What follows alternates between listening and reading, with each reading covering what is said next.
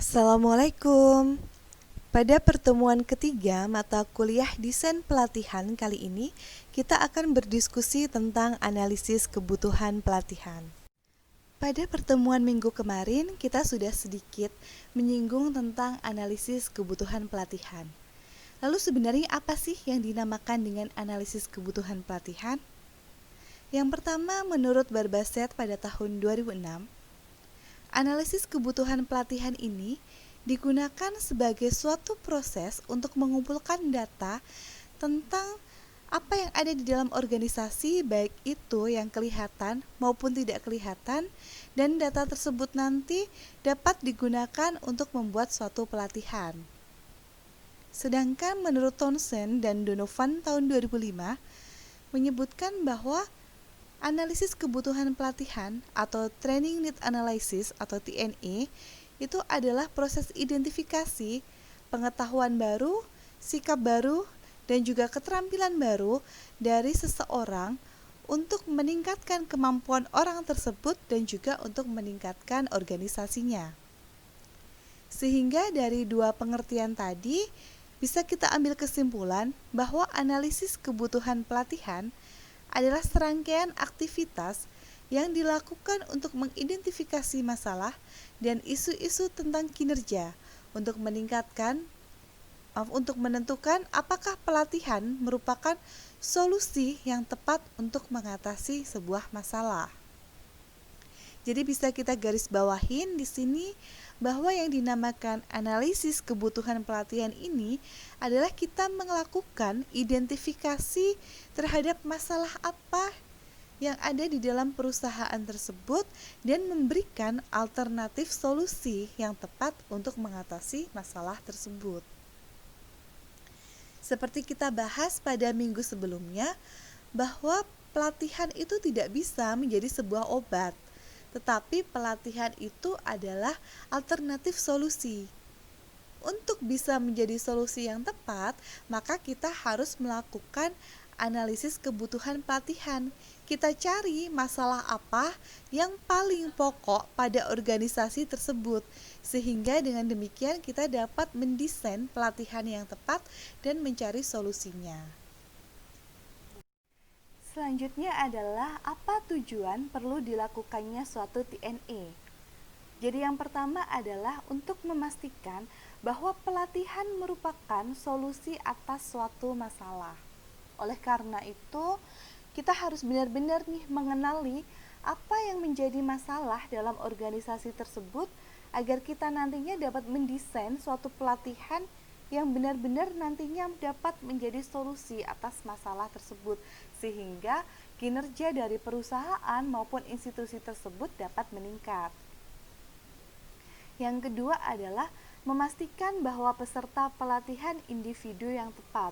Jadi kita harus benar-benar dicari ini di TNI ini apa masalahnya tadi, lalu siapa pesertanya untuk masalah tersebut. Misalkan sudah ketahuan masalahnya adalah pada penjualan produk, jadi mengalami penurunan penjualan produk. Harusnya kalau ada masalah seperti itu, yang menjadi peserta kan marketing, orang-orang marketing di dalam perusahaan tersebut. Jadi jangan sampai yang nanti mengikuti pelatihan tersebut adalah accounting misalnya. Nah itu nanti akhirnya ya sudah, masalahnya tidak akan mungkin menjadi selesai. Lalu yang ketiga adalah memastikan bahwa pengetahuan dan keterampilan yang diajarkan sesuai dengan tuntutan solusi atas suatu masalah. Itulah kenapa kita butuh TNI. Jadi kita tahu setelah TNI itu nanti kita jadi tahu masalahnya adalah misalkan tadi pada waktu penjualan produk. Kalau orang atau suatu perusahaan itu bermasalah di penjualan produknya, otomatis pengetahuan dan keterampilan yang harus diajarkan itu kan bagaimana cara meningkatkan penjualan, bagaimana teknik-teknik berjualan, mungkin teknik inovasi yang baru atau bagaimana pengetahuan tentang produk yang di-upgrade lagi.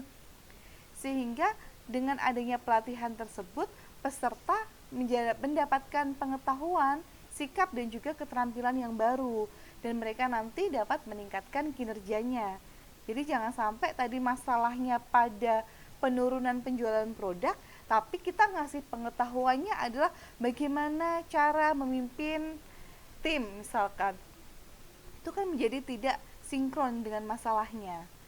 Lalu yang keempat adalah mengidentifikasi jenis dan metode yang sesuai. Jadi setelah kita tahu apa masalahnya, siapa pesertanya, lalu pengetahuan keterampilannya harus sesuai, kita juga harus identifikasi jenis metode yang tepat untuk mengatasi, untuk memberikan solusi pada masalah tersebut. Misalkan kalau tadi penjualan barang metodenya nggak mungkin hanya dengan ceramah saja atau terlalu banyak ice breaking misalnya. Kita di situ membutuhkan misalkan ada role play, bagaimana cara penjualan suatu produk agar dapat menarik customer lebih banyak lagi. Lalu yang kelima adalah memastikan alasan penyelenggaraan adalah kurangnya pengetahuan, keterampilan, dan sikap-sikap kerja. Jadi di TNI ini kita cari tahu apakah benar masalah di perusahaan tersebut itu karena pengetahuan dan keterampilan juga sikap dari pekerjanya yang kurang. Jadi jangan sampai ternyata adanya penurunan penjualan produk tadi sebabnya adalah modalnya kurang misalnya. Jadi pada keuangannya sumber masalah keuangan, sehingga produknya tidak bisa sebagus yang sebelum-sebelumnya, akhirnya penjualannya turun. Nah, itu kalau seperti itu masalahnya, mau diberikan pelatihan seperti apapun, sebagus apapun, ya tidak akan bisa untuk mengatasi masalah di perusahaan tersebut. Udah diadakan pelatihan pun, penjualan produk di perusahaan itu juga tidak akan meningkat, karena masalahnya tadi kan kekurangan modal, jadi bukan pada pengetahuan, keterampilan, dan sikap kerjanya. Lalu yang terakhir adalah memastikan keuntungan dan kerugian penyelenggaraan pelatihan. Jadi selain kita melihat apa masalahnya, siapa peserta, lalu benar-benar apa yang harus diajarkan, metodenya apa, itu dalam TNI juga kita harus melihat apa keuntungan dan kerugian dari pelatihan ini. Jangan sampai kita ada klien menyuruh kita memberikan pelatihan, ya kita iya-iyakan aja, tetapi ternyata hal tersebut malah banyak kerugian. Misalkan tadi di dalam masalah tadi kan ternyata dia penjualan produk menurun, ternyata masalahnya bukan pada pengetahuan, keterampilan, sikapnya, tetapi tadi di masalah modalnya. Otomatis dengan pelatihan, yang namanya pelatihan itu kan menyita waktu, lalu juga mengeluarkan biaya yang tidak sedikit. Kalau kayak gitu, ya perusahaan malah merugi, karena yang awalnya sudah omsetnya turun, ditambah harus mengeluarkan biaya pelatihan, dan waktu yang harusnya marketingnya tadi dapat berjualan, jadi terjeda, mereka harus ikut pelatihan. Jadi mereka malah tidak merasakan keuntungan, tapi malah ada kerugian dari pelatihan tersebut. Oleh karena itu, TNI ini sangat penting, yaitu tujuannya itu tadi, agar pelatihan-pelatihannya nanti itu adalah benar-benar bisa menjadi solusi dari masalah di perusahaan tersebut. Setelah tadi kita berbicara tentang apa yang menjadi tujuan perlu dilakukannya TNI, sekarang adalah apa yang menjadi peran dari TNI sendiri. Yang pertama adalah sebagai investasi bagi institusi pendidikan dan pelatihan. Seperti yang kita ketahui, entah itu di institusi pendidikan, di organisasi, di perusahaan, bahkan di lembaga pelatihan pun itu banyak diadakan pelatihan-pelatihan di sana. Tetapi banyak juga pelatihan itu yang tidak dapat berjalan efektif. Jadi hanya sekedar formalitas, atau memang ini ada anggaran maka dilakukan pelatihan, atau ada ingin untuk meningkatkan sebenarnya dari institusi tersebut, pengen meningkat, berkembang, tetapi ternyata pelatihannya tidak bisa menjawab dengan kebutuhan yang diperlukan. Oleh karena itu, setelah adanya TNI ini, otomatis nanti pelatihan yang diberikan itu sesuai, kena tepat sasaran pada apa masalahnya, apa yang dibutuhkan pada perusahaan tersebut, sehingga otomatis akan menjadi investasi sendiri bagi institusi tersebut untuk terus berkembang. Yang kedua adalah terpusat pada masalah. Jadi dengan adanya TNE ini nanti, ya udah pelatihan tuh fokus ke satu masalah, atau mungkin ada beberapa tapi langsung fokus masalahnya apa, yang paling banyak masalahnya apa. Mungkin tiap pekerja, tiap bidang itu ada punya masalah sendiri-sendiri, tapi nanti dikerucutkan apa yang menjadi pokok masalah terhadap penurunan kinerja ini. Itu nanti langsung kita dapat fokus ke masalahnya, lalu pelatihan akan menjadi solusi terbaik. Itulah kenapa peran TNE terpusat pada masalah. Yang ketiga adalah hemat waktu dan biaya dalam mengatasi masalah. Jelas dengan TNE kita dapat tahu apa masalah utama dalam perusahaan tersebut. Kalau kita sudah dapat membidik masalahnya ini, otomatis kita langsung bisa merancang, mendesain berapa sih waktu yang diperlukan untuk melaksanakan pelatihan dalam menjawab masalah tersebut. Jadi tidak perlu lagi kita mengira-ira, oh kayaknya kalau ada masalah penjualan produk ini kita harus mengajari ke karyawan A, B, C, D, E.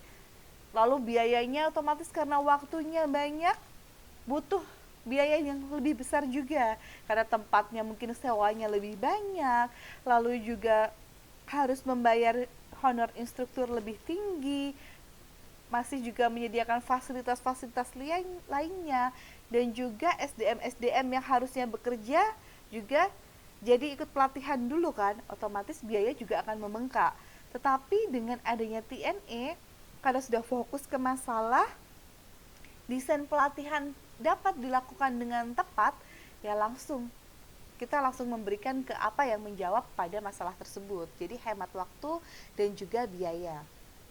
Yang keempat adalah menghindari program pelatihan yang kurang efektif. Jadi tadi kalau tanpa TNE ini, misalkan ada orang yang cuma bilang, tolong berikan pelatihan di perusahaan saya karena kenapa kok omset saya turun terus. Padahal biasanya nggak seperti ini. Lalu kita datang, langsung kita memberikan teori-teori walaupun itu instrukturnya sangat berpengalaman, ilmu pengetahuannya sangat tinggi, keterampilannya bagus, cara penyajiannya menyenangkan. Peserta-peserta senang dengan instruktur tersebut, dengan materinya. Tetapi karena tidak membidik pas ke masalahnya, ya pelatihan kurang efektif walaupun itu tadi banyak nilai plusnya. Beda dengan sebelum melakukan pelatihan kita melakukan TNE dulu. Karena melakukan TNE kita jadi bisa tahu masalahnya apa, kita langsung bisa mendesain yang terbaik seperti apa sehingga pelatihannya dapat lebih efektif. Itulah peran TNE. Peran TNE yang sangat besar tadi dapat dicapai apabila kita melakukan langkah-langkah analisis kebutuhan pelatihan dengan tepat juga. Jadi yang pertama adalah kita mengklarifikasi masalah kerja. Lalu yang kedua kita mencermati gap atau kesenjangan kinerja apa dalam perusahaan tersebut. Yang ketiga kita membuat rencana pengumpulan data. Lalu yang keempat kita menerapkan metodenya. Yang kelima menentukan responden. Yang keenam menyusun instrumen dan pengumpulan data. Lalu yang ke-7 kita analisis datanya. Yang terakhir kita membuat laporan TNE. Jadi yang pertama adalah kita klarifikasi dulu ada masalah kerja apa aja sih di sana. Cara klarifikasi itu adalah setelah itu kita cermati apa aja gap-gap di sana. Setelah ketahuan kita cermati, oh kayaknya gapnya ini deh. Lalu kita buat nih rencana pengumpulan datanya. Mau seperti apa rencananya itu kita tetapkan di metodenya. Jadi tadi kita sudah ada kayaknya ini, lalu kita buat rencana pengumpulan data, kita tetapkan metode yang paling pas untuk dapat mengumpulkan data tadi apa. Kita pilih respondennya siapa atau apa yang bisa menjawab gap-gap atau masalah tadi. Setelah kita tentukan, sekarang kita susun instrumen-instrumennya seperti apa, lalu bagaimana cara mengumpulkan datanya. Kalau sudah terkumpul, kita analisis. Setelah analisis lalu kita buat laporan TNE-nya. Setelah itu baru kita bisa ke langkah selanjutnya. Untuk detail-detail dari langkah-langkah ini akan kita bicarakan selanjutnya. Langkah pertama adalah klarifikasi terhadap masalah kinerja. Sebelumnya kinerja menurut Mangkunegaran pada tahun 2000 Kinerja adalah suatu prestasi kerja atau hasil kerja secara kualitas dan kuantitas yang dicapai oleh seseorang pegawai dalam melaksanakan tugasnya sesuai dengan tanggung jawab yang diberikan kepadanya. Jadi menurut Mangkunegaran pada tahun 2000 ini, kinerja ini bisa juga disebut dengan prestasi kerja yang merupakan hasil kerja dari seseorang sesuai dengan tugas tanggung jawab dia. Hasil kerjanya itu bisa secara kualitas maupun kuantitas. Nah, balik lagi kita ke klarifikasi terhadap masalah kinerja. Setelah kita tahu kalau kinerja itu adalah suatu prestasi atau hasil kerja, lalu kita analisis masalahnya itu dari mana. Jadi masalahnya itu bisa dari keluhan yang dihadapi oleh perusahaan. Keluhan-keluhan inilah yang berfungsi sebagai pemicu atau trigger dalam mendalami masalah kinerja. Keluhan ini juga yang dibutuhkan training officer untuk mengklarifikasi masalah kinerjanya. Jadi seorang training officer ini kita butuh apa sih masalah-masalahnya itu kita cari dari keluhan-keluhan yang dihadapi oleh perusahaan tersebut. Karena keluhan itulah yang nantinya memicu masalah kinerja yang ada di sana. Selanjutnya adalah masalah kinerja apa yang biasanya ada dalam suatu perusahaan. Jadi secara umum masalah kinerja itu bisa dipengaruhi oleh 3 hal. Yang pertama adalah dari individunya, yang kedua dari faktor psikologisnya, yang ketiga adalah dari faktor organisasinya sendiri. Kalau dari faktor individu itu bisa dari memang kemampuannya kurang, pengetahuannya kurang, keterampilannya kurang, sikapnya kurang, atau bisa juga dari latar belakang orang tersebut. Ataukah misalkan dia sebenarnya pengetahuannya bagus, keterampilannya dia bagus, tapi dia misalkan besar di dalam lingkungan yang pemalu, yang jarang ngomong, walaupun dia tuh punya untuk kemampuan untuk seperti itu, untuk berbicara, untuk merayu orang untuk membeli suatu produk, tetapi karena dia biasa hidup di lingkungan seperti itu, dia agak susah untuk mengeluarkan kemampuan dia itu. Itu adalah faktor dari individu. Bisa juga faktor psikologis. Faktor psikologis itu bisa dari motivasi. Jadi kurangnya motivasi, baik motivasi internal maupun eksternal. Lalu dari sikapnya, lalu dari kepuasan bekerja. Jadi dia merasa, ada orang yang merasanya dia sudahlah, saya udah nyaman seperti ini, saya udah puas. Jadi buat apa saya berusaha lagi? Atau ini sudah posisi yang paling nyaman buat saya nggak mungkin naik lagi, atau buat apa saya pusing-pusing untuk bekerja, atau sekarang dengan yang adanya saat ini aja saya sudah bisa untuk beli apapun misalkan. Lalu yang ketiga adalah faktor organisasi. Kalau faktor ini adalah bisa dari struktur organisasinya. Jadi ada kesalahan di struktur organisasi, atau mungkin desain pekerjaannya yang tidak tepat. Jadi job desk-nya itu tidak sesuai dengan yang seharusnya seperti apa. Atau terlalu idealis tapi tidak melihat realita yang ada di perusahaannya. Itu adalah salah satu saja dari masalah-masalah kinerja kalau dilihat dari individunya, psikologisnya, dan organisasinya. Namun biasanya paling banyak masalah kinerja itu adalah karena yang pertama, fasilitas pendukung kerja tidak memadai. Ini jelas ya, misalkan kerjaannya itu adalah dia misalkan di bagian yang membutuhkan komputer misalkan, tetapi di dalam perusahaannya komputer sangat terbatas, tidak semua bisa akses komputer misalkan, tetap akhirnya ya sudah terjadi masalah di sana. Atau juga bisa jadi karena misalkan sekarang lagi masa pandemi.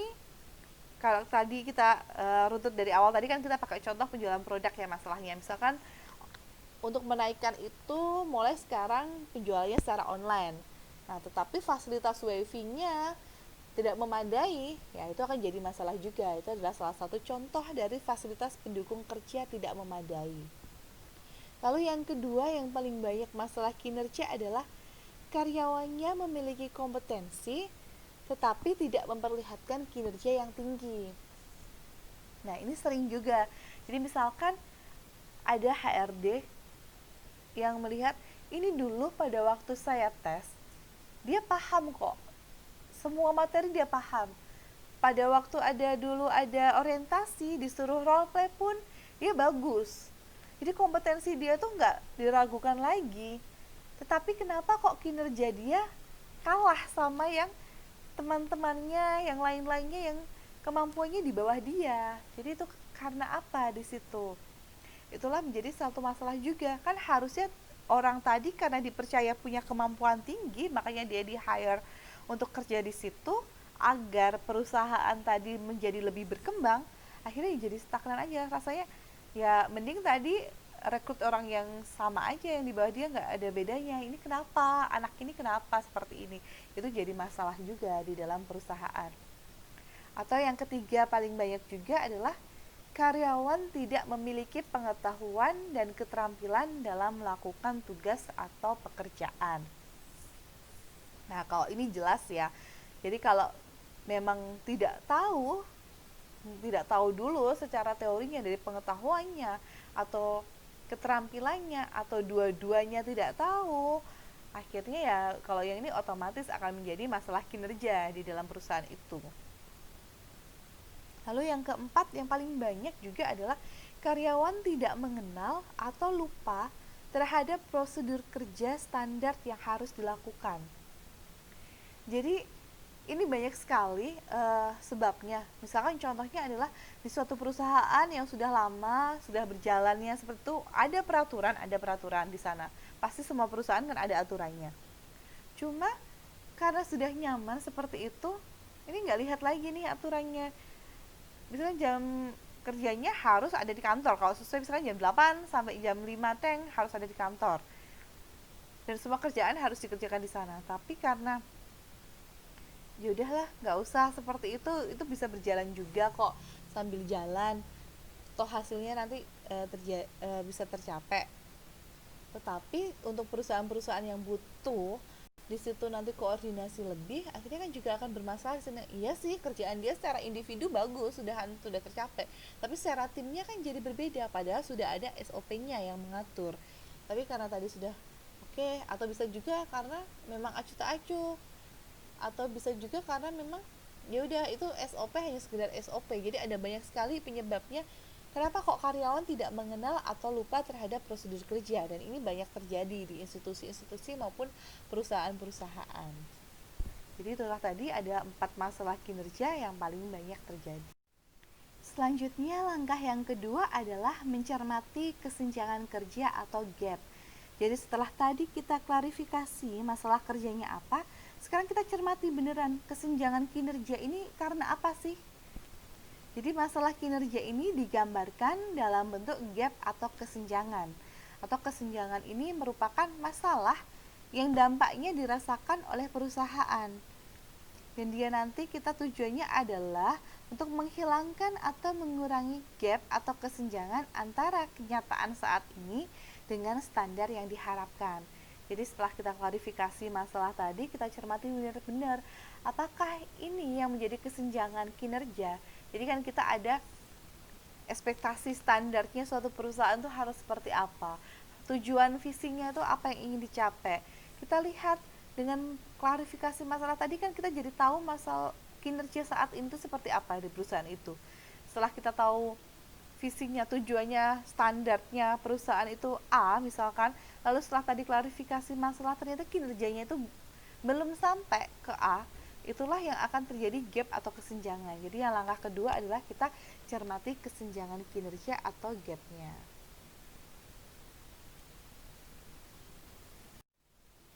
Langkah ketiga adalah membuat rencana pengumpulan data. Jadi dari Alexander tahun 1981 mengemukakan bahwa untuk mencermati masalah kinerja yang terjadi dalam suatu perusahaan, diperlukan adanya pengamatan atau observasi terhadap karyawan yang bermasalah dalam mencapai kinerja atau performance dan lingkungan tempat kerja karyawan bekerja atau setting. Jadi di sini tadi setelah kita klarifikasi masalahnya apa, terus kita bisa mengetahui apa sih gapnya sebenarnya. Nah, kita sekarang membuat nih bagaimana cara kita untuk mengumpulkan data-datanya. bener nggak masalahnya ke itu, datanya itu untuk menguatkan ke masalah tadi itu apa. Nah, itu harus diingat adalah prinsip 5W 1H. Dan ini untuk mengumpulkan data apapun kita selalu pakai ini ya. Kita cari data di lapangan untuk penelitian, ataupun juga wartawan cari berita, kita mau nulis. Begitu juga dengan pada waktu kita TNE ini, untuk rencana pengumpulan data, kita juga harus ingat prinsip 5W 1H. 5W yang pertama adalah who. Siapa orang yang akan diberikan pelatihan? Jadi tadi kan sudah ada masalahnya ini, kesenjangannya seperti ini, lalu siapa yang akan diberikan pelatihan? Apakah orang yang memasarkan produknya, ataukah orang yang menjadi koordinator pemasarannya, ataukah semuanya, ataukah pimpinannya? Jadi itu harus kita analisis dulu siapa yang akan jadi pesertanya nanti. Jadi yang kedua adalah why. Kenapa kok pelatihan diperlukan? Apa tujuannya dilakukan pelatihan ini? Lalu yang ketiga adalah when, waktunya pelatihan. Kapan waktu paling tepat pelatihan ini dilakukan? Jadi agar nanti tujuan tercapai, tapi juga tidak mengganggu pekerjaan yang sedang berjalan. Waktunya kapan? Itu juga harus di manage dengan baik, juga harus dicari dulu di rencana pengumpulan data kita. Lalu yang keempat adalah where, di mana pelatihannya diberikan. Di mana pelatihan terbaik yang memberikan rasa nyaman. Seperti pada pertemuan pertama kemarin kita sudah bahas, kalau salah satu yang bisa membuat training itu menjadi efektif itu adalah lokasinya yang nyaman tempatnya. Jadi kita harus cari di mana sih pelatihan ini tuh bisa diberikan, peserta merasa nyaman, tetapi juga paling efektif. Jadi tidak terlalu melebihi kemampuan yang dimiliki perusahaan, tetapi orang-orangnya merasa nyaman di sana. Lalu selanjutnya adalah what, jenis pelatihan yang diberikan apa jenisnya. Jadi tadi sudah ada klarifikasi masalahnya sepertinya A, B, C, D ini deh. Lalu ada kesenjangan ini kalau ngelihat dari yang diceritakan, misalkan perusahaan ini tuh dia tuh punya visi ini, tapi kok yang tadi masalahnya seperti ini ya. Nah itu nanti akhirnya cari kita jenis pelatihan apa berarti agar kinerja yang diharapkan sesuai standar. Lalu yang terakhir adalah 1H, how, bagaimana cara memberikan pelatihan. Jadi metodenya seperti apa nanti untuk memberikan pelatihan. Nah inilah yang harus kita lakukan pada tahap ketiga. Tahap yang keempat adalah menetapkan metode untuk pengumpulan data. Jadi tadi setelah kita membuat rencana pengumpulan data dengan melihat siapakah yang akan diberikan, kenapa harus memberikan pelatihan, waktunya di mana, tempatnya di mana, lalu pelatihan apa yang harus diberikan, bagaimana cara memberikan. Nah, sekarang kita adalah yang keempat, bagaimana cara kita mendapatkan data tadi. Data-data yang 5W1H tadi, bagaimana cara kita mendapatkannya. Jadi metode adalah cara yang diperlukan untuk memperoleh data dan informasi yang diperlukan. Ini ada banyak metode, bisa kita dengan observasi, bisa dengan survei, dengan wawancara, bisa juga dengan analisis dokumen maupun dengan analisis kesulitan. Metode pertama yang bisa digunakan adalah observasi. Jadi kita mengamati lingkungan dan tindakan yang ditempuh oleh karyawan dalam melakukan prosedur suatu jenis kegiatan atau pekerjaan. Jadi kita datang langsung ke sana, kita amati seperti apa sih kinerja-kinerja pegawai di sana, lingkungan kerjanya seperti apa, itu kita lihat langsung, itu namanya observasi. Lalu yang kedua adalah dengan cara metode survei. Jadi survei ini kita bisa dengan menyebarkan daftar pertanyaan berupa kuesioner yang digunakan untuk penjaring opini responden tentang suatu aspek. Jadi karena tadi kan kita sudah klarifikasi masalah, kita sudah tahu kesenjangannya apa. Akhirnya kan kita ada kepikiran, oh aspeknya adalah aspek A, B, C ini. Kita buat kuesioner yang berisi pertanyaan-pertanyaan tentang aspek tersebut. Lalu kita sebarkan ke pegawai-pegawai yang ada di sana. Itu adalah dengan cara survei. Lalu yang ketiga adalah kita dapat dengan metode wawancara. Wawancara ini adalah untuk memperoleh data dan informasi yang lebih rinci dari responden. Jadi kalau kita ingin dapat data yang lebih mendalam, kita bisa dengan wawancara. Karena kalau wawancara ini kan kita bisa benar-benar melihat, mendengarkan. Kalau survei tadi kan kita nggak bisa ngontrol ya, apakah dia benar ini ngisinya atau enggak. Tapi dia paling cepat kalau survei tadi. Kalau survei itu cepat kan kita dapatnya. Kita sebar kuesioner, orang ngisi, langsung kita dapat datanya. Cuma kelemahannya, apakah benar yang diisi itu sesuai dengan dia. Tapi kalau wawancara ini, kita butuh waktu yang lebih lama, tetapi kita bisa dapat lebih rinci lagi. Selain itu kan sebagai seorang kalian, sebagai seorang nanti lulusan psikologi kan bisa melihat dari gesturnya, dari mimiknya, benar nggak sih, atau dia cuma asal-asalan jawab untuk aman, ataukah memang dia bisa mencurahkan semua masalah-masalah dia dalam bekerja itu apa. Itulah wawancara, bisa dapat informasi yang lebih rinci. Lalu metode yang keempat bisa dengan analisis dokumen. Jadi nggak hanya orang saja, kita bisa lihat dokumen-dokumennya. Jadi untuk mengungkap informasi yang diperlukan tentang masalah kinerja yang dihadapi oleh perusahaan. Jadi kita lihat dokumennya benar nggak seperti ini, atau ada kesenjangan nggak. Misalkan tadi nggak tahu tentang SOP-nya di sana, tidak bisa. Kita bisa analisis dokumennya. Oh, SOP-nya terpasang nggak sih di dalam perusahaan itu? Kita lihat apakah sesuai nggak dengan hasil yang udah dilakukan selama ini. Itu adalah analisis dokumen. Kita lihat dokumen-dokumennya. Lalu yang kelima adalah metodenya dengan analisis kesulitan. Jadi kita untuk mengetahui hambatan-hambatan apa yang dimiliki oleh karyawan dalam melaksanakan tugas atau pekerjaan. Jadi analisis kesulitan ini kita fokusnya ke apa sih hambatanmu, kok kamu nggak bisa ngerjain ini, kamu punya masalah apa, kesulitanmu apa, ceritakan pada kami. Itulah analisis kesulitan. Jadi kita langsung tahu, oh dia masalahnya ini. Metode-metode ini bisa dilakukan sendiri-sendiri atau bisa juga saling melengkapi. Jadi misalkan melengkapi, pertama kita sudah menyebarkan, misalkan kita sudah survei nih, memberikan data kuesioner ke para calon peserta nanti, kepada pegawai-pegawai yang dari sana. Untuk bisa kita memastikan apa yang sudah diisi itu benar, kita bisa wawancara. Kita wawancara secara terinci, benar nggak sih yang dia isi di lembar kuesioner itu. Sambil wawancara, kita bisa melakukan observasi di sana. Oh, memang seperti ini. Oh, ini benar, ini enggak. Jadi kita punya gambaran lebih mendalam lagi ke masalahnya apa. Setelah itu misalkan kita masih butuh lagi, kita bisa juga tambahin lagi juga dengan analisis dokumen. Kok dia tadi ngeluh ini, kita lihat dari dokumen-dokumen yang ada, tentu dengan seizin dari perusahaannya. Jadi kita nggak boleh juga langsung kita ambil aja dokumen di perusahaan itu, kita lihat-lihat. Sudah dapat izin, kita analisis dokumennya. Oh, ketemu deh masalahnya apa.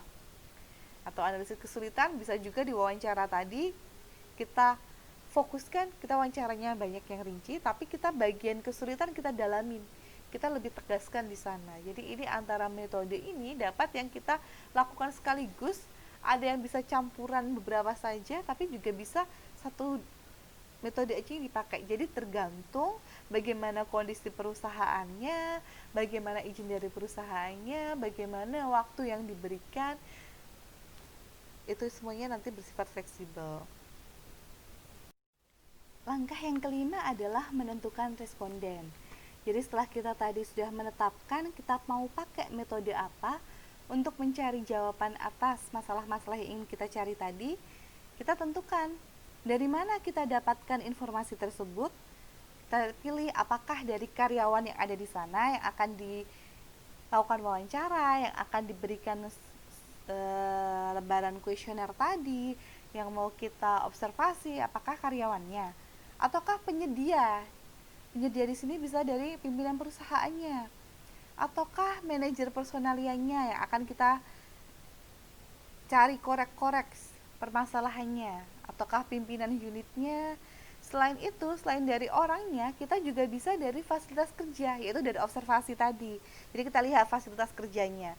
Kan tadi misalkan sudah bercerita nih karyawannya, misalnya dari pimpinan unit, manajer, semuanya udah dapat informasi kalau sekarang penjualan kita pakai online semuanya, misalkan seperti itu.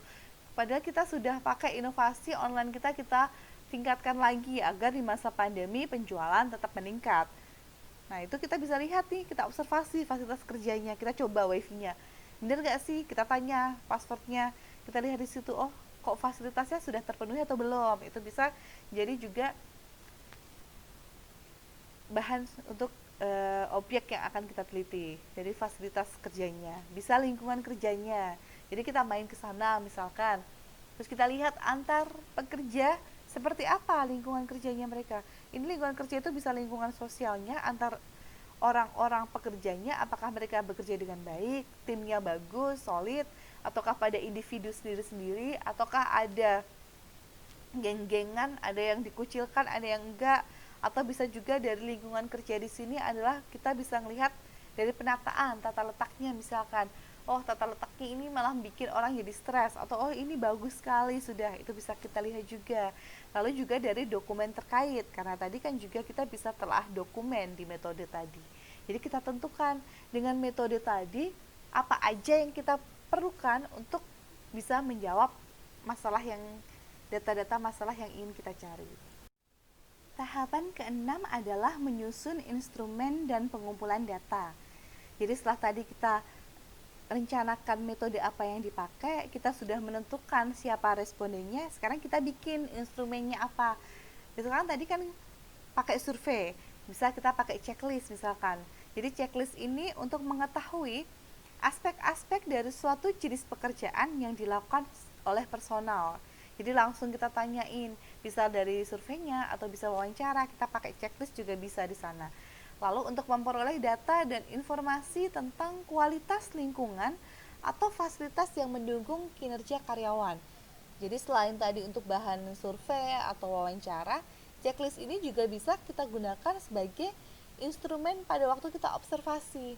Jadi kita misalkan kita sudah tadi kan banyak kan harusnya fasilitas ada ABCD terpenuhi. Nah kita buat checklistnya, bener nggak ini fasilitasnya terpenuhi? Oh wifi-nya bagus nggak? Komputernya ada nggak? Meja kerjanya gimana? Ruangannya cukup nggak untuk orang ini? Pekerja-pekerja ini ada ruangannya atau tidak? Fasilitas dari perusahaannya mereka dapat atau tidak? Lingkungan kerjanya seperti apa? Itu juga bisa dibuat checklist. Lalu setelah checklist ada yang namanya skala nilai. Jadi skala nilai ini digunakan untuk menilai kualitas kinerja seseorang dalam melaksanakan pekerjaan. Jadi gini, kalau tadi checklist adalah kita untuk mengetahui ini terpenuhi apa enggak, aspek-aspek ini ada apa enggak. Kalau skala nilai ini kita pengen tahu nih kinerjanya seperti apa. Jadi bisa aja di wawancara bisa, atau bisa di surveinya tadi juga kita berikan kayak soal-soal informasi tentang produknya, tentang bagaimana cara bekerjanya. Akhirnya kita bisa tahu oh kualitas kinerja orang ini pada tahap apa, pada rentang nilai apa. Jadi nanti terkumpul oh rata-rata pegawai di perusahaan ini nilainya misalkan 70. Oleh karena itu kenapa kok produktivitasnya menurun? Karena tadi cuma sampai ke 70 yang diharapkan di rentang nilai 90. Itu contoh pada waktu kinerja. Bisa juga skala nilai ini digunakan untuk mengukur kualitas produk yang dihasilkan oleh karyawan. Jadi kita bikin nilai-nilai, kalau produk ini sempurna misalkan dikasih nilai 4, tapi kalau misalkan ada kemasannya yang robek 3, jadi kita bikin skala nilai untuk produknya. Misalkan tadi kinerjanya udah bagus tapi kita lihat produknya ini beneran bagus apa enggak. Nah nanti ketahuan masalahnya di mana ini. Itu dari skala nilai. Lalu bisa juga ada panduan wawancara. Jadi panduan wawancara ini digunakan untuk memperoleh informasi langsung tentang masalah kinerja yang dihadapi secara individual. Jadi makanya tadi lebih rinci, bisa heart to heart ya, kita bisa lebih dalam. Kita cari apa sih yang menjadi masalah yang dihadapi oleh perorangnya. Kalau misalkan di checklist di skala nilai kan kurang bisa bercerita, itu bisa di panduan wawancara ini kita tulis saya ingin mencari tentang masalah, misalkan kita ingin tahu tentang sosialnya. Terus itu kita bikin apa informasinya, apa sih yang ingin kita list satu-satu di panduan wawancara. Lalu panduan wawancara ini juga sebagai instrumen yang mendalami data dan informasi yang telah diperoleh dari checklist dan skala nilai. Jadi tadi di checklist kan kita sudah ada isian ini ada, ini nggak ada. Lalu skala nilainya, oh di sini tadi nilainya misalkan kinerja cuma 70. Nah, itu dijadikan dasar untuk panduan wawancara. Untuk pada waktu ke orangnya nanti kita bisa tanyakan, kenapa sih kok bisa dia kinerjanya 70?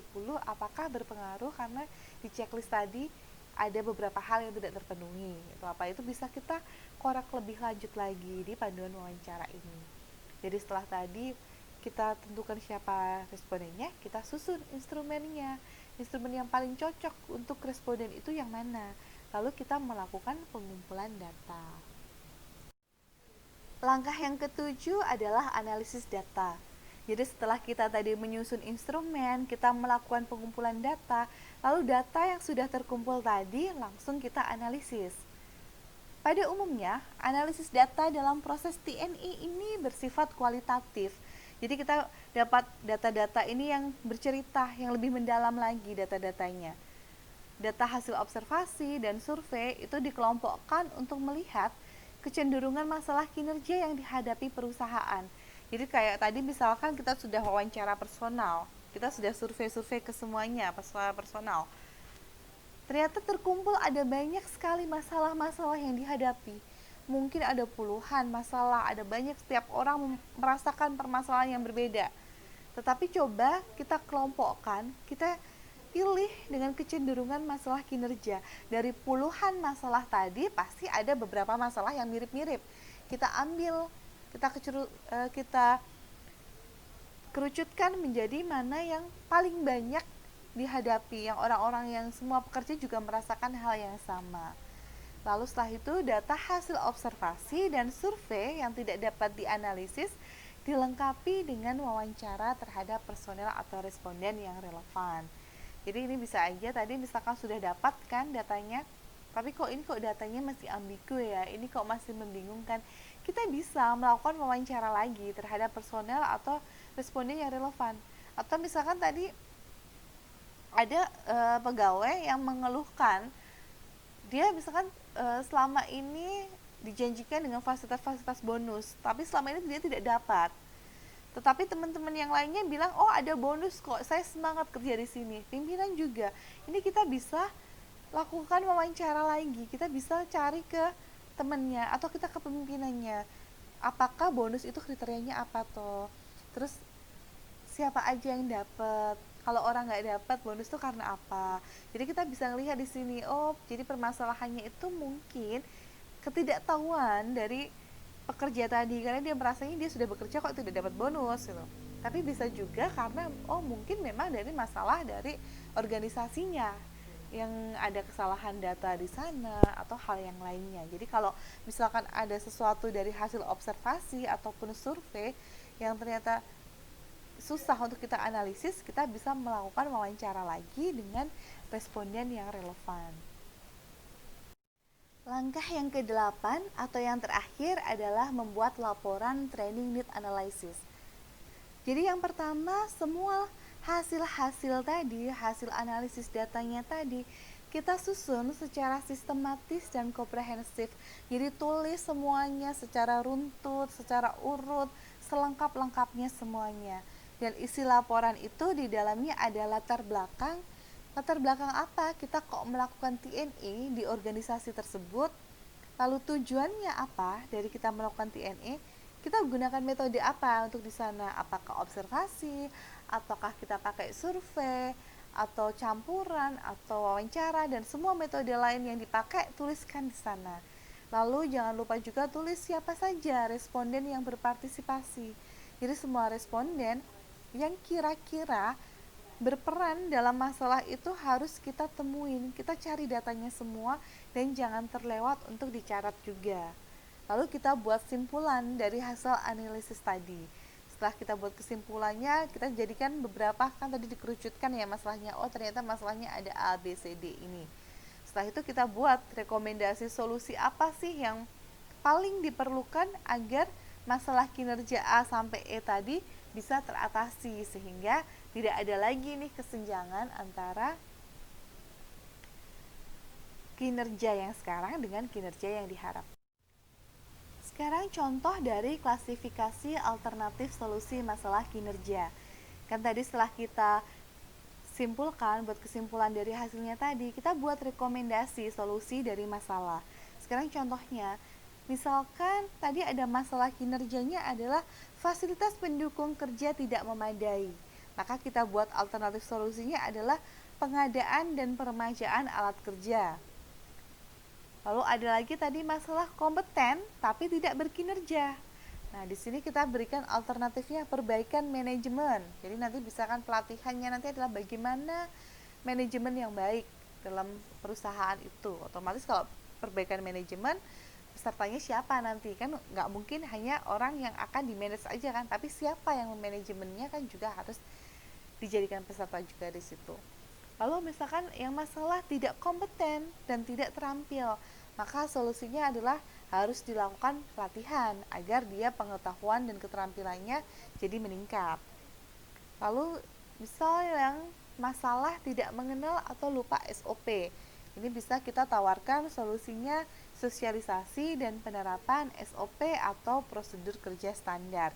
Jadi di dalam laporannya itu tidak hanya kita menuliskan apa yang menjadi masalah-masalah dari pekerja tersebut, tetapi kita tuliskan juga solusi alternatif dari masalah-masalah kinerja tersebut. Berdasarkan penjabaran-penjabaran tadi, dapat kita ambil kesimpulan bahwa dengan TNE ini nanti kita dapat mengetahui kesenjangan atau gap yang terjadi antara kinerja yang ada saat ini dengan kinerja yang diharapkan oleh suatu perusahaan ataupun organisasi. Jadi TNE ini sangat penting sekali karena ini akan menjadi dasar dalam kita mendesain pelatihan ke depannya agar pelatihan nanti benar-benar dapat menjadi solusi dari masalah yang ada di dalam perusahaan tersebut. Dan yang harus diingat, langkah-langkah dalam kita mencari atau menganalisis kebutuhan pelatihan itu ada 8. Yang pertama adalah klarifikasikan masalah kerjanya apa. Yang kedua, cermati gap yang ada. Yang ketiga, buatlah rencana pengumpulan data, lalu tetapkan metode untuk pengumpulan datanya seperti apa, lalu tentukan siapa yang jadi respondennya, lalu susun instrumen dan segera lakukan pengumpulan data. Kalau data sudah terkumpul, lakukan analisis data dan selanjutnya buatlah laporan TNE. Laporannya tadi harus dibuat dari latar belakang sampai ke saran solusinya apa dan dibuat dengan sistematis dan juga komprehensif.